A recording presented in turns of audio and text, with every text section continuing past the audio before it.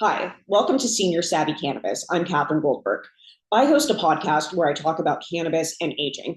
And that's really fabulous, but it's not only our parents and grandparents who are aging, it's also our pets who are aging. And the question if cannabis can help pets is a very popular topic right now. In fact, if you have visited any pet store in the past, I would say decade, but at least 5 years, you'll have seen at the front of the store, there's usually some sort of CBD option for dogs, for anxiety, for cats. And it's usually really expensive. It's usually like a little bottle, and it's like $99, but it'll cure their anxiety at Petco in all the states. So this is very interesting.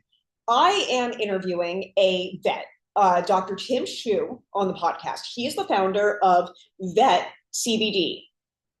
VetCBD. Can you see it? Where's the? Okay. Anyway, VetCBD. VetCBD is a cannabis extract that's been mixed in extra virgin olive oil and formulated in a very specific ratio to give to animals. And they have seen, and I have seen, because I have given it to friends over the years, remarkable results. Remarkable.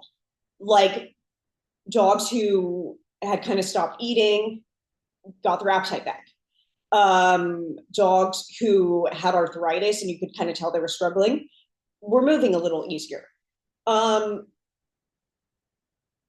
Those results are a lot more positive, let's say, and effective than what I've heard from some of the products that are sold at any of the Petcos. I'm not calling out Petco. I'm just saying at a store that is not a legal cannabis dispensary.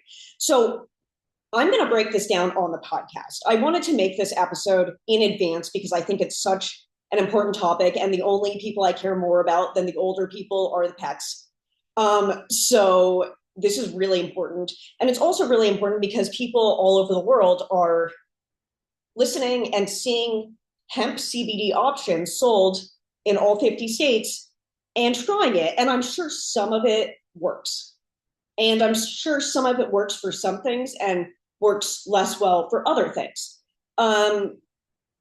But I'm a big proponent of cannabis from the female plant. And what I mean by this is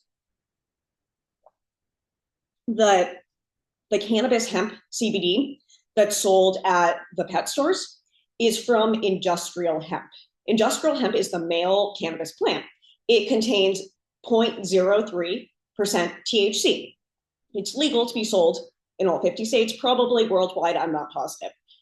However, the fact of the matter is the way the cannabis plant works is you need a little bit more THC than that to activate the CBD compounds to get the therapeutic effects, which may explain why people who invest in the hemp CBD treats or tinctures or whatever don't necessarily notice any noticeable, much less remarkable effects. I want to take a quick step back and say that VetCBD was formulated by a vet. Okay. This means that this product is safe for animals, but the cannabis gummies you have at home are absolutely not. And as a responsible cannabis user, it's your responsibility above everything else to make sure that your cannabis is stored properly so animals don't get into it. Because as we'll talk about on the podcast or the blog coming out later, the amount of animals getting into edibles and getting really, really, really sick is skyrocketing, and that is unacceptable. I was going to make a joke about the kids getting into it, but that's not funny either. But keep them safe from your pets. So this is interesting. So this ratio specifically is a 20-to-1, meaning that it has 20 parts CBD to 1 part THC. And that 1 part THC, because it's from the cannabis female plant, not the industrial hemp one, is enough to activate the CBD to get those therapeutic results. I believe that CBD also makes a stronger one because, like us, one can build up a tolerance pretty quickly. So if an animal, let's say, is on the 20-to-1 ratio for many, many years, and they feel like the owners feel like the animal could benefit from a stronger one, I believe there's a 10-to-1. We'll talk about that. Anyway, so I believe we may have a special guest coming through the studio to try out the VetCBD just to make sure it tastes good, because we need honest reactions. But I'll say two more things. One, if you have questions for Dr. Tim Shu, please tell me now. Oh, our guest arrived. Okay, so we're gonna finish, stand by, and then we're gonna get the set ready for the taste test. If you have questions, put them in the comments, and I will collect them before my conversation with Dr. Tim Shu this coming Friday, and I will ask him because I'm sure you have questions. This is about our animals; they're really important. And then the last thing I'm going to say before the celebrity taste test is that people may say, well, like hemp CBD, THC CBD is a really big difference. It's the cannabis plant.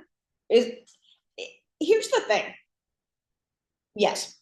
And just something to ponder, let it marinate for a second.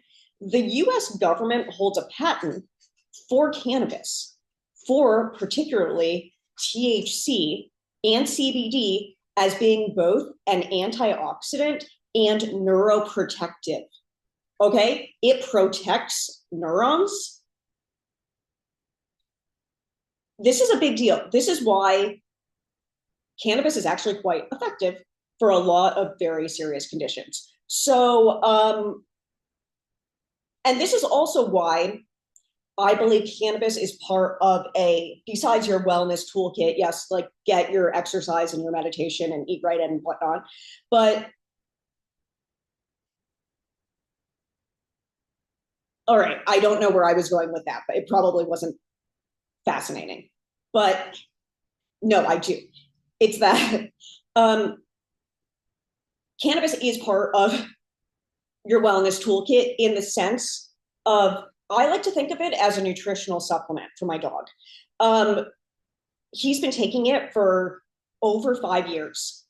He's been taking VetCBD. I put a little on his food every morning. He goes crazy for it. And, besides the fact that we do meditate together, he has very calm puppy energy. And I'm not going to say it's because of VetCBD, even though that's the answer I give when people stop us on the street. But, if aging is accelerated by, let's say, stress, this is a fact. This is how biology works. Yes. Okay.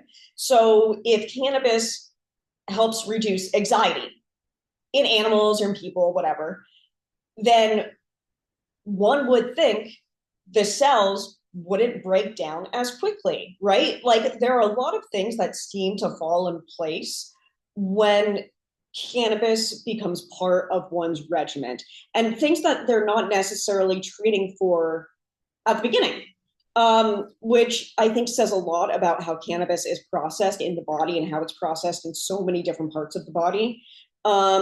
So I'm going to pause right here. I'm going to set up our little taste test. I'm going to invite our guest into the studio, and then we'll be back so I can demonstrate how to use the VetCBD, and we'll go from there. But thanks for joining me on the topic that is clearly very dear to my heart and very important. And you know what, medical marijuana isn't legal everywhere, which is an abomination because there are people who are suffering. There are people with cancer who are nauseous.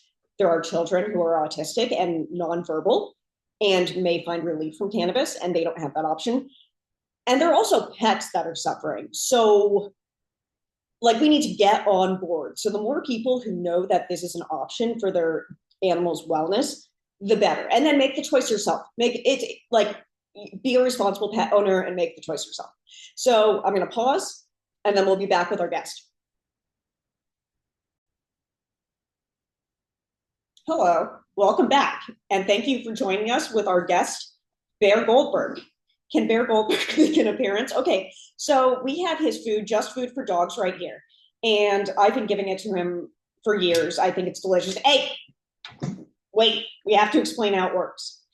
Um, his vet actually told us, because he's turning 11 this year, to reduce his salt intake. So I switched from the fish version of this to the macaroni version because it has less salt. And actually, Just Food for Dogs is fabulous. I called them, I told them what my vet said, and they recommended this.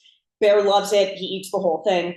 So I'm going to show you. It's so easy. Basically, you just take the VetCBD. It comes in a bottle like this, and then it comes with a little syringe. You put the syringe in here. You kind of have to hold it. Okay, you pull it down just a little bit, and then you put some on. Easy. And then I appreciate Bear being patient. Okay, and then we're just going to demonstrate our little taste test. Can we come here? You like your food? Okay, great. So as you can see, Bear is very clearly enjoying his snack that he's getting midday because this is not our usual time to eat. And like I said, people always ask like why I give him VetCBD if he's healthy. And I kind of say like, that's why, because I want to maintain that. And I believe that VetCBD with its THC and CBD and a well-rounded life contributes to that. And I think the only thing that is challenging or like frustrating or whatever is that like because it does contain cannabis, you can only purchase it at a cannabis dispensary.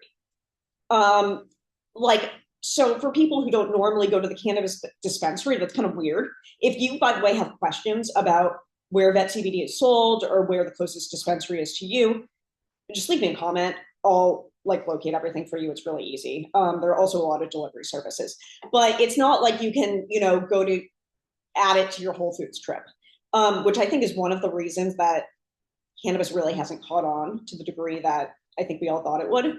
So anyway, so if you have an animal who is suffering in any way with arthritis or anxiety or lack of appetite or just, what comes with aging, then I would highly recommend that you try that CBD, or you at least begin to think about it because there's really no harm in trying, and I think it makes a really, really big difference, to be perfectly honest. So if that's not a testimonial, I don't know what is. All right, so I will be back for my conversation with Dr. Tim Chu, and I'm really excited about this because animals are the best. Okay, bye guys, thank you.